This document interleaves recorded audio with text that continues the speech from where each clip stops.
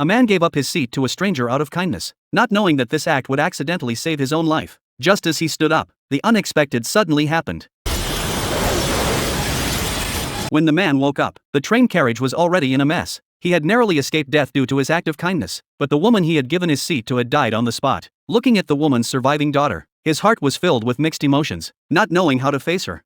At the same time, Marcus, a member of the Special Forces, also received the news of his wife's accidental death. He immediately rushed from his unit to the hospital and, seeing his wife's cold corpse, Marcus tightly held his beloved's hand. He felt immensely guilty, thinking that if he had been with them at the time, perhaps this accident would not have happened. It turned out that just a day before, Marcus had originally planned to go home to spend Christmas with his wife and daughter, but due to a mission, he had to cancel his leave. However, when everyone thought this accident was just an accident, Otto, who had luckily escaped with his life, discovered something unusual from the news reports. The news reported on the incident and claimed that it was just an accident. A freight train derailed and collided with a normally operating passenger train, leading to the tragedy. But coincidentally, among the dead was also a witness with a criminal record in a gang, who was supposed to testify in court the next day to accuse his boss of crimes, but unexpectedly died in the accident. Seeing this, the man immediately realized that there was more to this accident than met the eye. He went to the police station to report that it was a premeditated murder because, as a probability expert, he calculated that the probability of the witness encountering a train accident the day before appearing in court was only 1 in 200 million. Moreover, before the incident, he had seen a suspicious man hastily getting off the train and throwing away a sandwich and juice that had only been eaten once.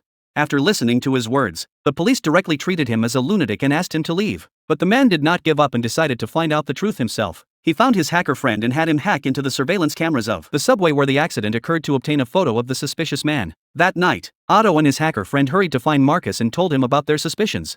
In order to find out the truth, Marcus invited the two into his house. Otto took out the photo and said that the deceased was an obsessive-compulsive disorder patient who sat in the same seat every time he took the subway, which provided convenience for the murderer to create an accident. And the man who threw away the food was most likely the murderer because he got off at the stop before the incident. Marcus pointed out that he couldn't have been the only one who got off, but Otto said that this person had appeared at the freight train station the night before, and who would go there for no reason. At this point, Marcus also began to believe Otto's guess, and then he asked Otto to find out the man's identity.